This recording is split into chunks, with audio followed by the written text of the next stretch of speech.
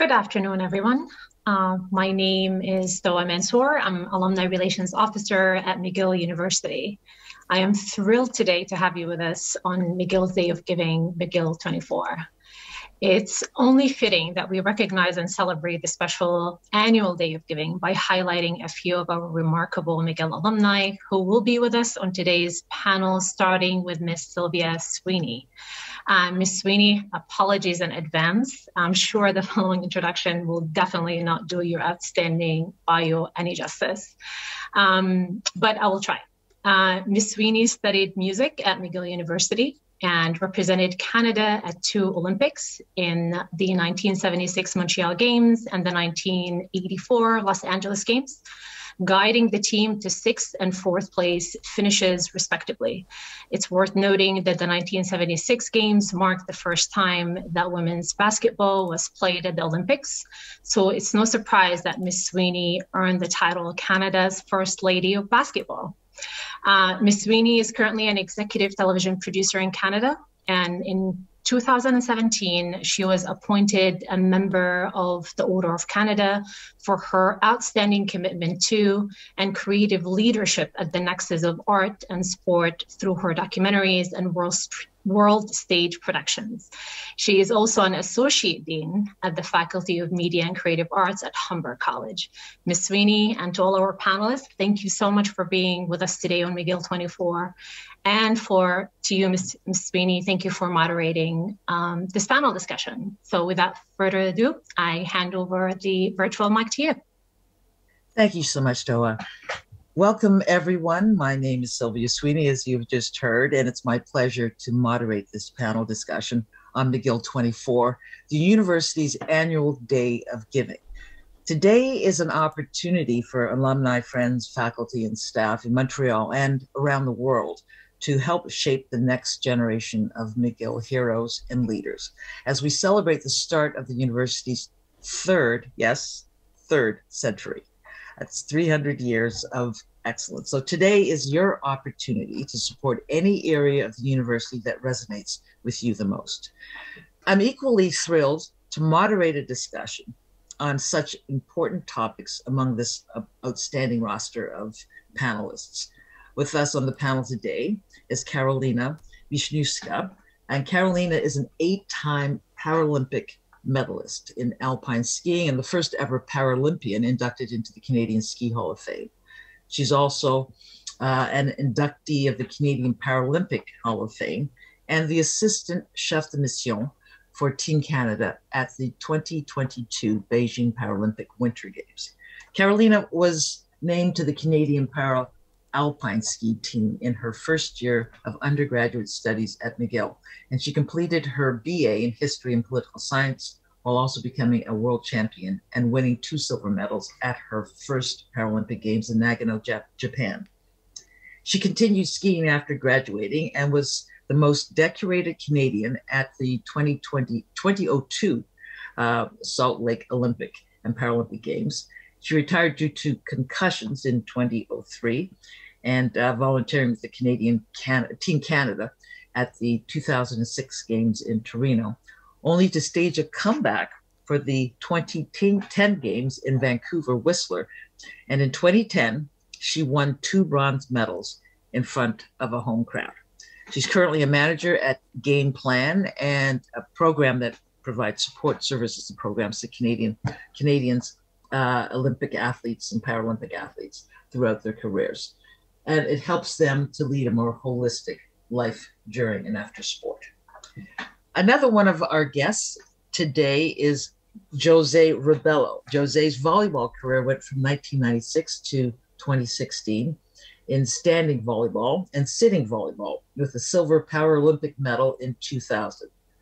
His experience as chair and member of boards in sports-related and non-sports-related organizations is vast. Overall, Jose has occupied the chair position of 4 different organizations for 12 years. And he's been a member of many different boards in the last 25 years. He's also been the Canadian men's volleyball athletes representative in the last 4 years of his career. Jose has been a general manager in sports and leisure for the last 20 years, He currently manages a sports and community center in Montreal, ASCCS, of 100,000 square feet with 100 employees and 200 volunteers, 11 sports clubs, and more than 200 different activities to the general public. Jose was elected to the World Para Volley Athletes Commission in January 2019. He was then selected from within the 7-member Athletes Commission to be chair of the commission and to sit on the World Para Volley Board of Directors. So welcome, Jose. And last but not least is Dr. Gordon Bloom. Dr. Gordon Bloom is a professor and director of the Sport Psychology Research Laboratory in the Department of Kinesiology and Physical Education at McGill University. Dr. Bloom has developed an internationally recognized research program related to the knowledge, strategies, and behaviors employed by coaches in terms of leadership practices, mentoring, and team building that are designed to develop successful and well-balanced athletes. Dr. Bloom has incorporated the findings of his research in his role as a sports psychologist and consultant with amateur, professional, Olympic, and Paralympic athletes. He has also received numerous invitations from academic and sporting coaching associations to present his research and practical experience to scientists, administrators, and coaches at various levels of sport around the world. So I welcome all 3 panelists and thank you for joining us today. So I'm going to begin this with a series of Q&As, and then we'll throw it to you, the audience, for any questions that you may have of us as the panel. And we'll, if you can write them in the chat, we will make sure that they reach our panelists. And I'd like to start with Carolina. Carolina, could you tell me what did you find the most profound and the most rewarding in your athletic journey to date? Thank you, Sylvia. I'm so pleased to be here for McGill24. That is a great question because I had a very long career, and the answer that I'm going to give may not be what people expect. I think people often think, oh, it's going to be those medals and those performances. But for me, it wasn't that at all. It was more the journey, each quadrennial, each 4-year cycle of working towards the games. And not just myself, but with my coaches, my teammates, and my friends. And I had so many friends also on teams from other countries. So to me personally, it was the journey of making it there, and also then the friendships that I got to experience along the way. And Jose, did you have similar experiences that were profound for you, or did you find something else challenging in your athletic journey? Like Carolina said, one of the most profound rewards was having to travel all over the world and meeting different people from different cultures, staying afterwards after competition for 1 or 2 days, more days, so I could learn more about those cultures and making friends all over the world that I still have, that I still chat with those people now and then. So that was the most rewardful I had in this journey, in my career. For sure, the challenges were many, and Carolina said every year was a different challenge, trying to always trying to compete for the next tournament that qualifies you for the next tournament, that qualifies you for the next tournament, that qualifies you for the Paralympics at one point. So it's a struggle every year to get to a 4-year, a fourth year reward. So it's a long journey. It's tiring, but it's not something I can say I regret. Well, you know, I've been very close, a symbiotic relationship between the Olympics and the Paralympics, and even same venues, same locations, but the stressors are a little different. And I'd like to know how you both managed the stress and the demand of high performance as Paralympians. Let's start with you, Carolina. That's an excellent question. And actually, Sylvia, if I may, you're quite right. I think that relationship between the Olympic movement and the Paralympic movement, whether internationally or nationally, has evolved even in my lifetime. And we're still seeing it evolve, and mostly, I think, in a very positive direction. So I think that's great. And in terms of challenges that I faced, that I think I would consider to be specific to me as a Paralympian, I was born with cerebral palsy during the Montreal Olympics, believe it or not. It affects the motor coordination in my legs and my balance. And I started skiing as a form of physiotherapy. So I often joke that I began doing a sport that was extremely difficult for me to do. And it was my parents who put me there. I was only 5, so I didn't much say in the matter. It was like, okay, I guess this is what I'm doing. And I think that's great, because instead of kind of wrapping me up and protecting me, they're like, okay, here we go, put some skis on, go, go and figure it out and fall over and do all that.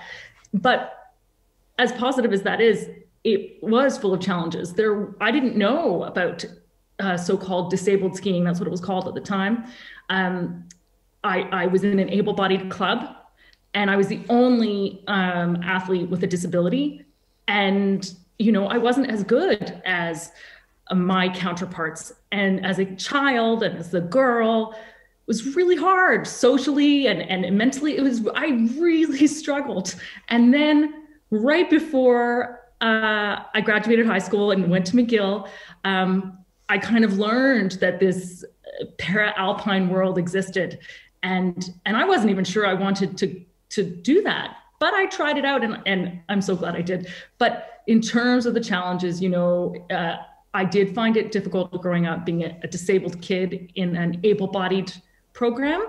And not to say that I didn't love it and benefit from it, but it was challenging. And then later on as a Paralympian, I think when I started on the national team, the word Paralympian and the Paralympic movement were not as well known as they are today.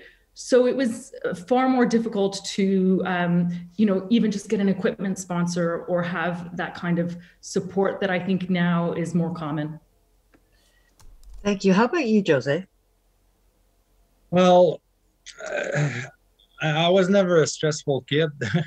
I was never a stressful person. But sometimes, it happens that there's too many things at the same time, and then I feel anxiety. Or you get in the court and it's the live or die game to continue for a medal or to be eliminated. So there's a few situations where I really felt that anxiety.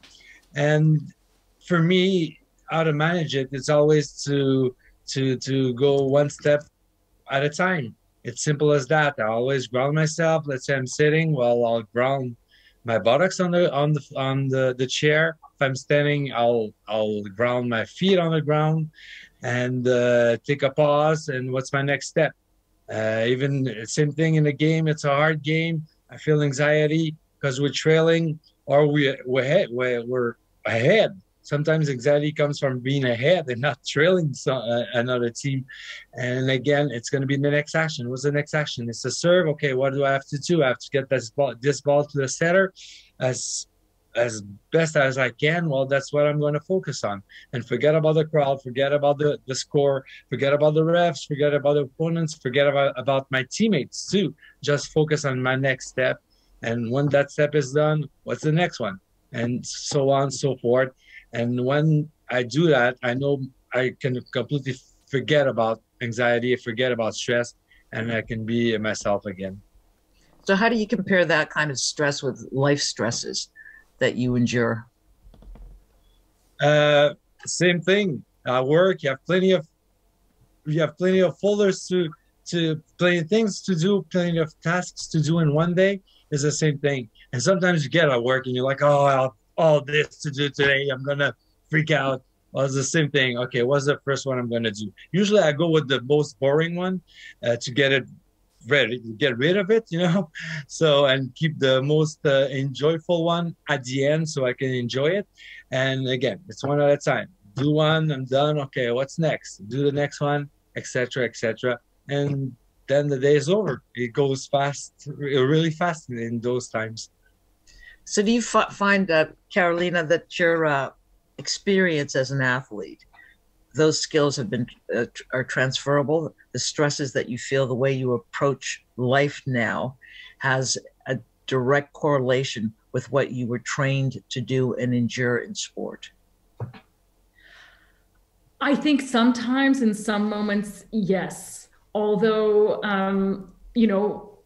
life outside of skiing, if I can put it that way, also has different stressors and different challenges that I had never faced before. So I would say in my best moments, I'm able to draw on the skills that I learned as a ski racer and all the tools that I used.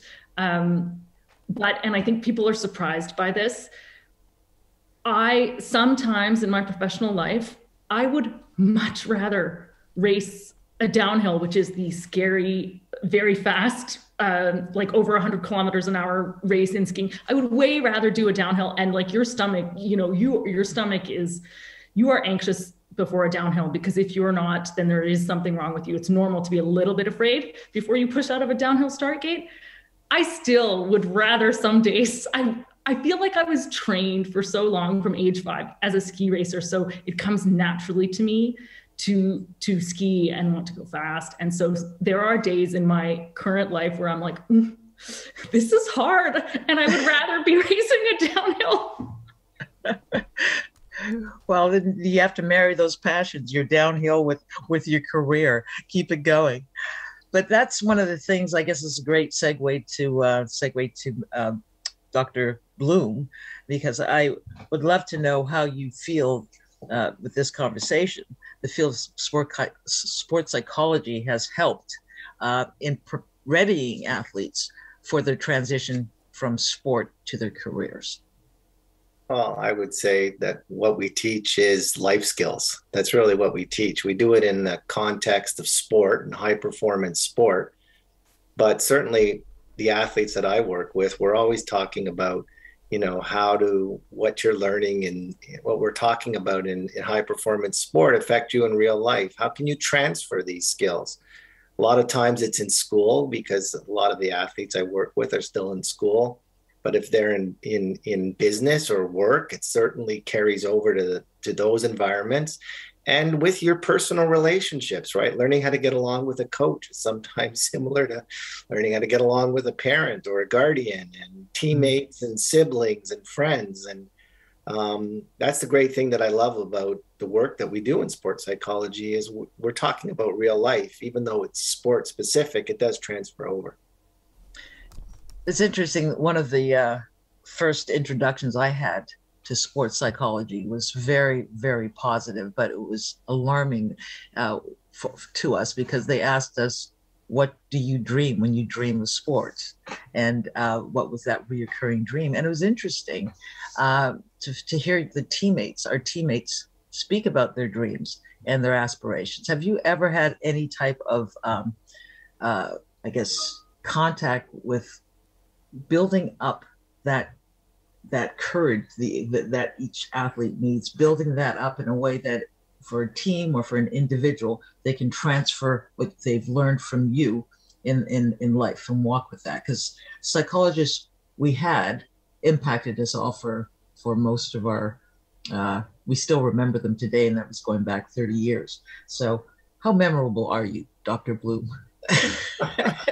That's a good question. You'd have to ask the athletes that I've worked with. But, I will say that it is rewarding that sometimes you've worked with an athlete, and then 2 or 3 years after their career, they'll reach out to you, and you've lost track of them, and they'll sort of say, this is what I'm doing, and such that, we used to talk about, I'm applying it to my life right now in this situation. And it is kind of eye-opening, and it does, add some, a different focus or a different lens to the work that you do. Because really, when I work with an athlete, I try and tell them that I'm there for them. I'm not judging you on wins and losses. You have enough pressure with coaches, general managers, agents, administrators that are judging you very harshly on times and wins and losses. And I say, listen, I'm here for you. I want you to speak to me when things go well, but also when they don't go well. Share your feelings with me, and I'll help you deal with them and move forward, because that's really what we try and do in sports psychology, is create ideal environments. And to create the ideal environments, the individual has to feel good about himself or herself, regardless of how things turned out. And I'll share one story with you. I was working with an athlete, I won't say the sport, leading up to the 2010 Olympics in Canada. I was a female athlete, and in her sport, they took two people. And to make a long story short, she was favored to be one of those two people. She ended up being third by the smallest amount of margin. And I feared my first meeting after she went to the qualifying and didn't qualify for a home Olympics, so it's a once in a lifetime event, that I was going to have to sort of bar the doors and the walls and my windows, because she was really going to be wound up tight. And I thought, this is going to be a tough session. And I was amazed when she came in and said, it didn't go well. Judges didn't work in my favor. But you know what? My focus right now is on Sochi, Russia, and winning a medal. And I was like, oh my goodness. And she did end up getting 2 medals in Sochi. And I still believe to this day that the reason she got the medals was because of the attitude that she came in that first meeting after experiencing the worst failure of her life. That's a great story, because I think that says a lot, volumes, for what athletics and high performance athletes actually can do and achieve if they look at the passion as such. Because I always think that passion is purpose, right? And so irrespective of who's marking you or judging you, if you're passionate about it, you will keep walking until you reach that and identify that purpose. So I want to throw this out for a general discussion with Jose and Carolina. Have you worked with psychologists in the past, Carolina? And what would you, first of all, if you did, what was your experience with them? And what would you like to see more of from our medical fields with mental health? I'm so excited to answer this question, because I was listening to Dr. Bloom and remembering the wonderful, wonderful sports psychologist that I had the privilege of working with in the lead up to 2010. And he not only changed me in those years and at those games, and he was there when I needed him. I feel like he had a profound effect on me as a person to this day. And in fact, as it was mentioned, I'm the assistant chef de mission for Beijing. He is still working with our Paranordic team. He's in Beijing right now. They're doing amazingly well. And the chef de mission is an old teammate of mine, and we talk about him all the time. Like, he's our guru. Like, we were just both so, our whole team, I really felt strongly that he enabled us to focus on our performances. And to Jose's point earlier about, being able to block out all the distractions. And he kind of equipped us with various tools individually, not so much as a team, because we are an individual sport, that we could use on race day or on a training day, on a regular day. I still use those tools. So I am full of praise in terms of my experience, but what more can be done? I was lucky. We were lucky that we had a practitioner who was very much in line with what we needed. And perhaps that's not always the case.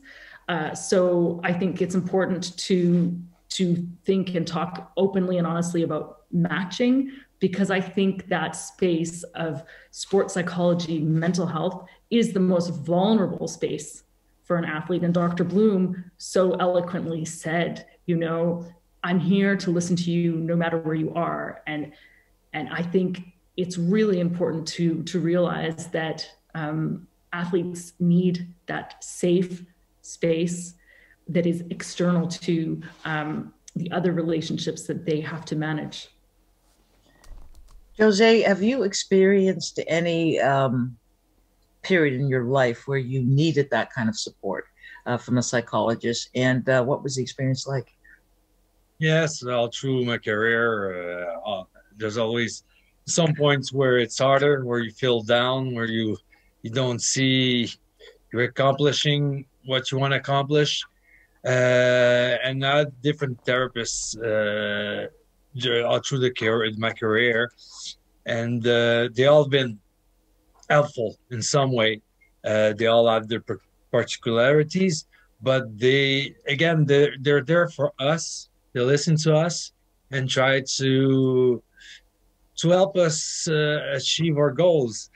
And what I find actually in all this mental preparation of mental health issues is that even in sports, we don't take enough time in training that facet. You know, it's something, we see our therapist once a week, an hour a week before practice. These are around the team actually talking to us during practice, but we're more focused in physical stuff. So it's hard to do both things at the same time.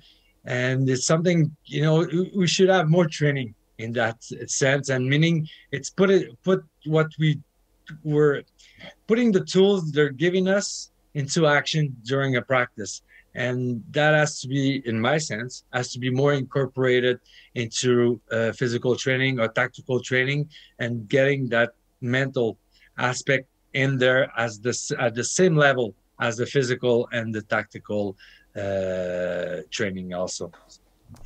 Well, I'd like to delve a little deeper into mental health issues, because speaking to both Jose and Carolina, you have what we would call, and I'm not the psychologist, but I'd say a healthy perspective on life and the journey, and recognizing what your particular focus is and walking towards it. Whereas there are many individuals who are athletes who struggle, but it seems that few of us are equipped with the tools. And I'll start with you, Dr. Bloom, to recognize when our peers are struggling, and B, how to assist them, and C, for themselves to know that they need help. What are the tools that you would give teammates, first of all, or coaches, to recognize when an athlete is struggling with mental health issues? Well, this is the hot topic in sports psychology right now. And I think part of the reason it's a hot topic is that finally athletes are feeling comfortable enough to speak out and talk about experiencing issues of mental health and distress. I mean, it started with Simone Biles, right? The poster child at the last Olympics.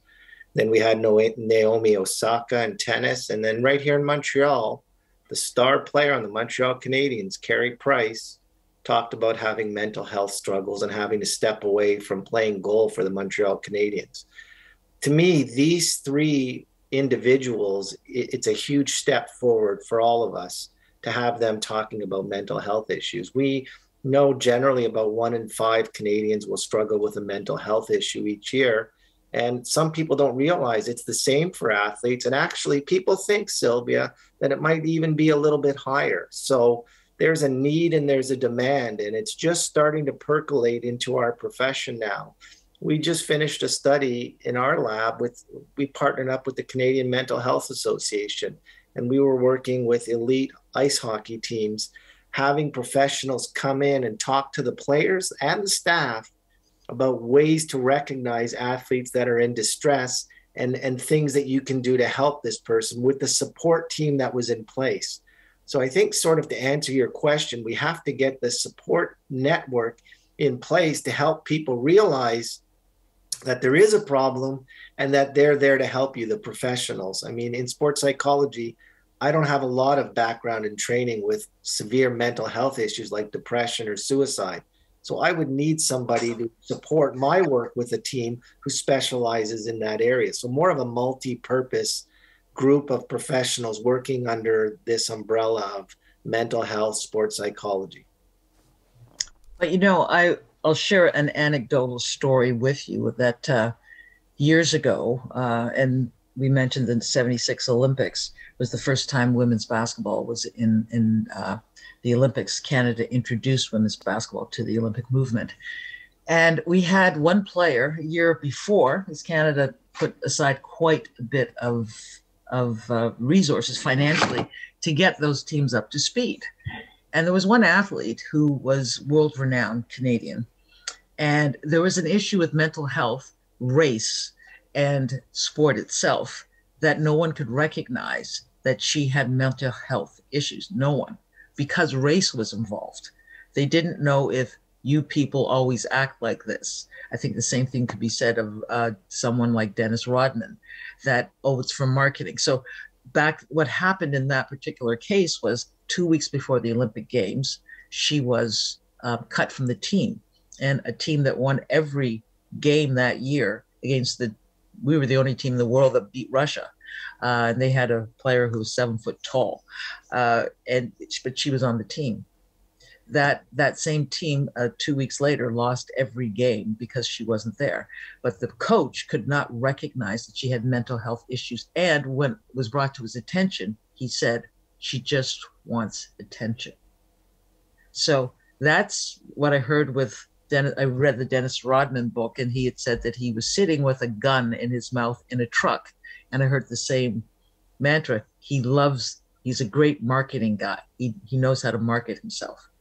So those cries for help are in sport, and it's not just sport, in celebrity, often go unnoticed, because what do they have to complain about? So how do you deal with that? And how would you tell someone like Jose or Carolina what to do if they recognize that in a fellow teammate or in an athlete that they're coaching? I think the key is to get people to talk about it and feel comfortable talking about it. Create an environment where you're comfortable telling somebody on your team that you're having a difficult time, a stressful time. That's the first thing, is having that environment where people are comfortable talking about it. The second stage is then getting them the help and the support. And, there's a lot of people now that are specializing in serious mental health issues. And they're recognizing that it's also in sport and in life. So for me, it's all about creating the right environment where people don't feel ashamed or embarrassed or think it's a weakness to talk about it. And then having professionals in place to help them cope with the difficulties that they're having. And it's tough for me to sort of say there's a one size fits all solution to mental health issues, because everybody is different. There's individual differences in all the people, and you have to treat each case separately or individually. I hope that answered it in some way without being too specific. Yeah, it does. It did answer it. And the only question I'd segue with is, what if that individual doesn't ask for help because they don't recognize they have those types of issues that are textbook? What do you do then? That's where we got the problem, right? I think it's about the culture. That's really what I keep going back to. That I've seen a tremendous change in the high performance sport culture in the last couple of years. Tremendous. Things that weren't talked about, things that, initiations, bullying, racial issues, gender issues, everything that was a part of sport, that underlying sequence that we didn't talk about, that we ignored, that we pushed aside, is now being talked about, and people are being treated with respect and dignity and feeling more comfortable to talk about whatever issues it is they want to talk about. And so to me, I think we have to keep pushing that envelope in sport. Mental health is just one part of that puzzle, Sylvia, that we need to do a better job on, because I've worked with so many athletes over the years and heard so many stories like the ones that you mentioned, of people struggling and it wasn't recognized. They didn't feel comfortable to come out. It was a fear of getting stigmatized. Yeah. I think we're starting to sort of change that culture and that way of thinking. So to both of the athletes, I'll start with Jose. What do you believe is the greatest challenge most athletes are facing today in that regard? I would turn. I know Carolina has her hand up, but I think she wanted to intervene, so I'll let Carolina go. I didn't see the hand up. Oh, Carolina, sorry, go ahead. Carolina. Well, I'm just very passionate about this subject, so I apologize. I just did want to say, in my day job at Game Plan, we do a lot of work in mental health and high performance sport. There is the Canadian Centre for Mental Health in Sport, the CCMHS, pardon me. We do have a mental health manager, Dr. Krista Van Slingerland, who has developed a mental health strategy for high performance sport in Canada. So there are a number of very positive and significant steps that have happened in the last year and a half. Okay, I would say. That's great. So I just wanted to put that out there. That's good. Because that's good. One of the things that resources and having them readily accessible, because we kind of get stuck in where we were and things are marching forward. So knowing that, I mean, we can use the social media platforms for good or for evil. And I'm going to ask a question of you. Do you think social media adds significant pressure, and this is coming from the audience, to their performance? Does that add more pressure to you when you know the world's watching? It's very interesting, and there have been studies done with athletes to see what the impacts are of social media, and I think it really depends on the person. For me personally, I guess I'm a little bit older, so for me it's like another thing on my to-do list that stresses me out, whereas I find younger athletes, it's just totally a part of who they are and how they function in the world, and it's a platform. And it's a positive one, generally speaking. But of course, it depends. Naomi Osaka and Simone Biles were very brave. And of course, they got some support, but they also got very significant pushback and blowback. So I think it depends very much on the individual and what it is you're sharing, willing and brave enough to share. And then, of course, strong enough to stand your ground. And that, again, speaks to mental health and the support network around you. So, Jose, when you're getting all this feedback from friends, family, foes, social media or in person, and you're preparing for competition, what do you find helps you to stay calm moments before having to perform at the games?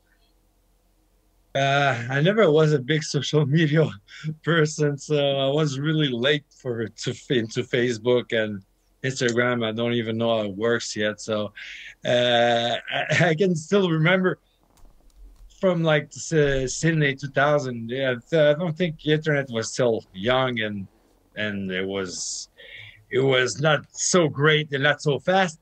But I remember receiving his letters. A lot of letters from friends, from people I didn't know, from kids at school, from companies, just messages encouraging me to achieve my goal. And in that moment, that time, it was really, really special. I felt really, it warmed my heart, you know? It's like those people I don't know from all over the country are sending me a message to cheer the team, to cheer on me. And it was really a great feeling I had back then. After that, like I said, I never was a big user of social media, except to talk with family and friends by Messenger or other apps like that. So I cannot really comment. I do see my teammates on those platforms, and they feel so, how can I say, it seems easy for them. It seems easy, and they kind of do these stunts, media stunts and videos and stuff like that, and people seem to like it. I never asked teammates how they felt about it, if it brought them more pride, if it brought them more joy. I never thought about asking that question, but it's a good question that I'm gonna ask. What feeling it gives athletes to use social media? Well, Jose, can you pipe in on how you feel before a competition? How do you stay calm moments before a competition? Oh yeah. Well, it's something pretty much a lot of athletes do. I cannot say everybody, but again, it's put my headphones on, put the music I most like, the music that pumps me up. Well, it depends. If I need to get pumped up, it's going to be the music that pumps me up. If I need to calm down, it's going to be the music that calms me down, depending on that exact moment. And I just focus on myself. I focus on what I want to do during the game. I visualize if something goes wrong, how am I going to react? If something goes well, how am I going to react? What's my counter? It's, it's a strategy going up in your head before a game, an important game especially. There's a strategy all building up in your head, and that's from psychology training also. It doesn't come naturally. We've been training like that. So when we get on the court, well, we're kind of ready for any situation coming up and having already the solution to a problem, and trying to react to apply that solution to that problem when it occurs. So it's a bit how I get ready for important games. So, Dr. Bloom, do these athletes sound healthy? Sure they do. Yeah. And, just to sort of piggyback on what they both said, like I believe that, in sports psychology, you can train your mind to affect the behaviors of an athlete. And sort of sports psychology is like taking your mind to the weight room and you work it out. And one of the things that I do with athletes, and a lot of my colleagues do, is prepare for a race. We have an athlete go through a routine right before competition so that they can sort of, stimulate their own mind to think and prepare a certain way. So I don't do it, before every practice, but through maybe 3 or 4 practices a week, we'll go through a routine, which, like, Carolina and Jose said, maybe having some music and maybe doing some visualization. And it depends on the sport. Like Jose said, some have to pump up, some have to calm down. But we do the pregame routine preparations leading up to the big games so that when they get to the Olympics, they're not doing something new. It should just be like on autopilot. This is how I prepare for every competition, from the Olympics to the regional championships to any other competition. And it's just, again, training your mind and your body to be in sync. So you try and fool your mind thinking the Olympics aren't bigger, the Paralympics aren't bigger than other events, but you can't really do that. But you can prepare and train to have them feel the same way. Are there any markers for you that are fairly consistent with athletes who are very successful? Psychological markers? I think you said it, passion. You can't teach passion. You can't teach passion and motivation. The ones that I've met that are the best have that desire to sort of always push themselves. And maybe I can share one quick story. It's got a McGill connection to it. So I arrived in McGill in 2000. I'd been working at a university in California for 4 years. And admittedly, living in California, I wasn't aware of the women's hockey in Canada and how it was progressing. So I'd been at McGill about a month, and there was a knock on my door from a young woman. And she said, can I come? I'm in your department. I hear you're in sports psychology. We haven't had anybody here in a while. Can I come and talk to you about mental training? Okay. So we sat down, we started talking, and I got to know her, and I worked with her. And here's the story. So her name, she said I could share the story years later. Her name was Kim St. Pierre. Kim, at that time that she came to see me, was the best female hockey goalie in the world. She was the best. And she's coming to see me. Well, what am I going to do for someone who's the best in the world, right? And she said, well, I don't feel like my mental game is as strong as it needs to be. I want to see if I can get it myself a little bit of an extra edge. And, years later, I said, Kim, can I use that story? Because you're perfect of what, this type of person in sports psych that we look for, someone that's driven, that wants to get better. And, the long end of the story is Kim just recently, last year, got elected to the Hockey Hall of Fame as the first female goaltender ever to make it. And I just think it goes back to her makeup, her passion and her motivation and her drive to always be better. Caroline, I see you nodding, biting the bit to get in. Tell me. No, I just love that story, and it's so true. And when Dr. Bloom said, you know, you can't teach passion, I have to agree. Because I thought about myself, and I thought about other people that I've known over the years in my sport and other sports. And it's just, it is unteachable. And Kim's story of herself, she's there. She's like, okay, I know I'm the best, but there's something else that could make me even better. So it's this consistent, constant, you're in fact competing against yourself in a way. And I felt that way much of my career. I found that to be much easier because I was just focusing on, again, I go back to the journey. And when I said journey, I meant like the quadrennial journey of, you know, from one games to the next, and what am I doing in that 4-year time span, physically, mentally, nutritionally, and on all levels to optimize my performance 4 years hence. So it's just really interesting because, of course, and Jose mentioned this, there's so much focus on the physical, the strategic, and you know, in skiing also on equipment, all the little tweaks you want to make.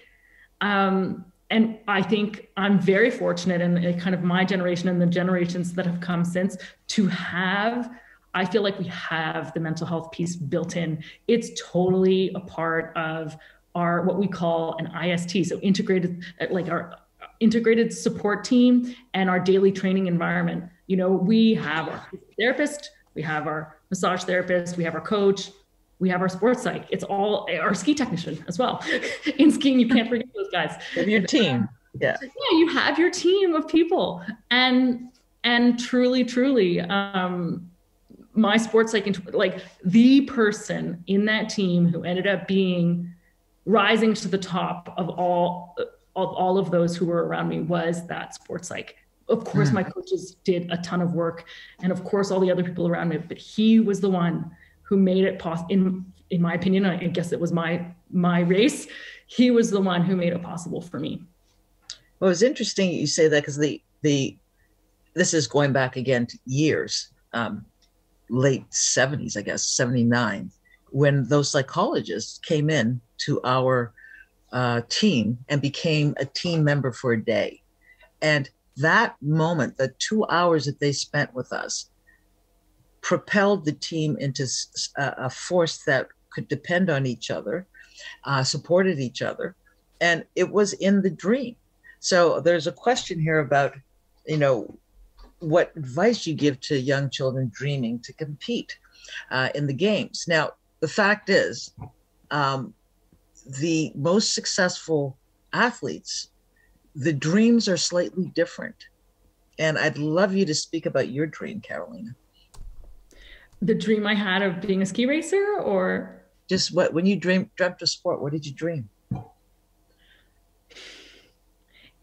So sometimes I had nightmares, and those were like, it was like, I'm in the start gate and I have no skis. Those happened a lot. And I wasn't the only one. I talked to my teammates, were like, do you have dreams and it's all about, you know, I forgot my skis, or I don't have any ski boots, but I'm skiing down the hill.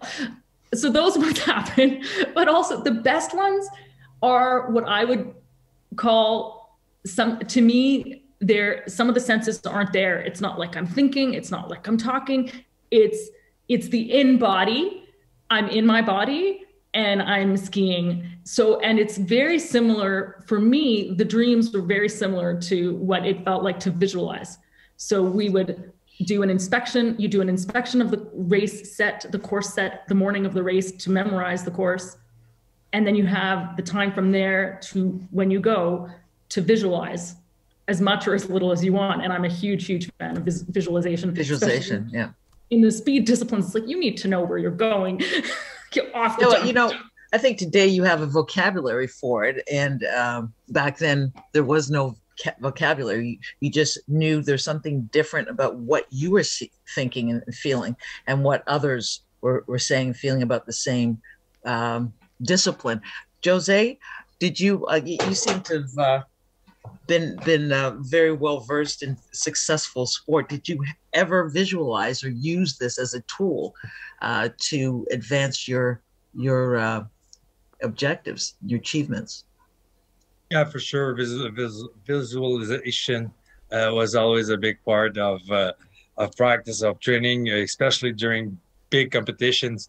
And it's funny, Carolina was saying, but even bad dreams, and I remember my last dream World Championships. I dreamt that I forgot my jersey at home and I couldn't compete because I forgot my jersey at home. What's the point with everything else? It's pretty, I was stressed, I was anxious, whatever, but it's kind of things that go through our minds. But yes, and again, you're saying, are you dreaming to achieve something? I never dreamt of getting a medal per se. Our dreams are more to and Carolina said it, to be in our bodies and to be fluid, to be the best we can be, having fluid movements, doing the right things at the right moment. That's the kind of dreams I have to my objectives, is to be the best I can be, and feel good about myself after the game. Because we heard from a lot of people, but if you have a great game, even if you lose, you're happy about yourself because you worked hard, you let everything out on the court. So you're glad, you're happy, disappointed a bit for losing, but you're not destroyed. It's not the end of the world. As per se, you can win a game by doing nothing, not working at it, and feel really bad at the end because you didn't feel like you worked something. You didn't deserve it. It kind of was an easy game. It was given to you. You don't feel any reward from that. So it's really how you feel at the end. That is my dream, and what I work for is to feel the best I can feel at the end of a competition. What you said about doing is so important. And I will want to just riff on that a bit about doing versus being. I hear a lot of people ask their young kids what they want to be when they grow up versus what they want to do. And in that, their whole self-worth is tied up in that title, Olympian, basketball player, a psychologist, versus the action of playing basketball, the action of helping people, the action of doing. That's where the passion comes, is in the doing. Have you been able to differentiate between that, Dr. Bloom, the doing and the being? Yeah, it's a good point. Listening to Carolina and Jose talk, one of the things that resonated with me is one of my mentors in sports psychology when I studied at University of Ottawa was Dr. Terry Orlick. And Terry.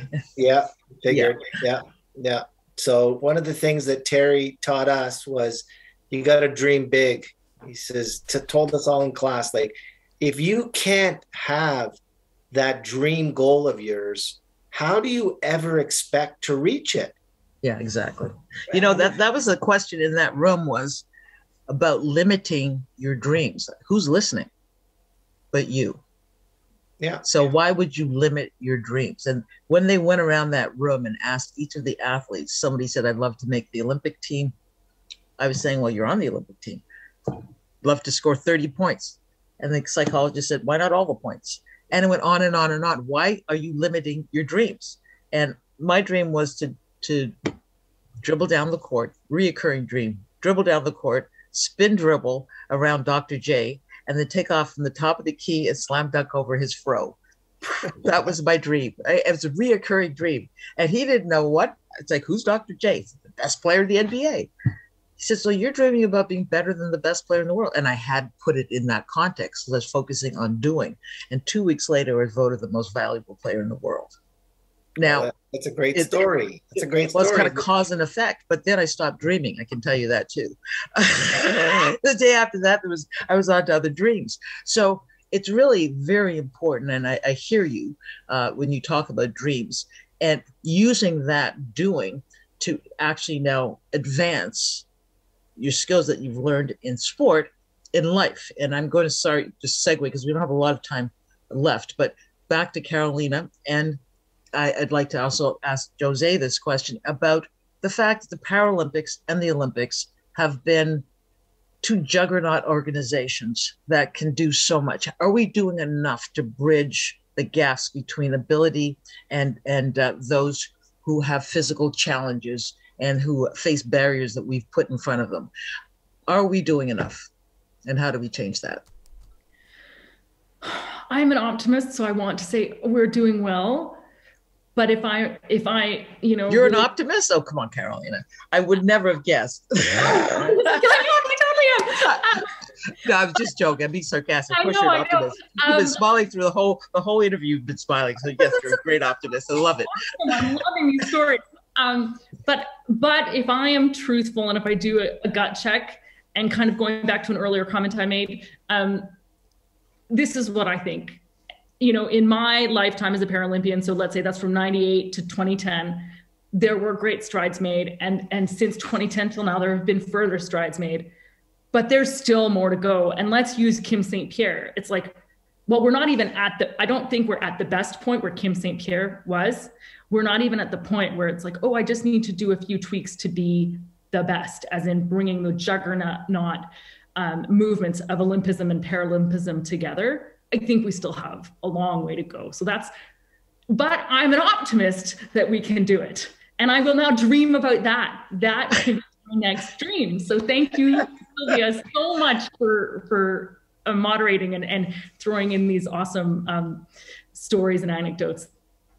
Thank you, Carolina, and Jose as well.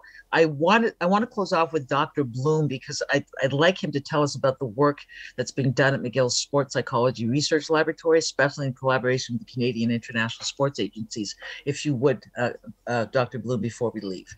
Sure. Maybe I can tie in one study that we're doing right now with Carolina and Jose, because we do work in the Paralympic sports setting as well. And what we're doing right now is trying to look at cultures of excellence in parasport from the perspective of the coach, and how the coach is sort of this orchestrator of this large group of people and how they achieve success. So we're partnering with a team here in Canada, and I also have connections and colleagues that work in Sweden and Norway in their parasport programs. And I have a graduate student, she's going to be spending time in Sweden observing the Swedish team, in Norway doing their team, and then doing a team here in Canada. And we're going to look for similarities. How do you create these cultures of excellence in parasport? And what is the role of the coach in being the orchestrator of this? So I'm trying to stick to our time limit because I could go on for a long time. Yeah. I think maybe that's a nice way to sort of finish up and tie in with Carolina, Jose, and even yourself on some of the experiences all of you have had on playing on sport teams. Thank you, Dr. Bloom. And thank you, Carolina, Jose, for joining us on this panel. You've been riveting and inspiring, I'm sure, to all who've listened to us. And in closing, I hope that everyone listening on this day of giving to McGill24, I hope all of you have tuned in and have learned something, and that you're leaving with this renewed sense of commitment to supporting McGill's University and its community of students, researchers, faculties, and athletes.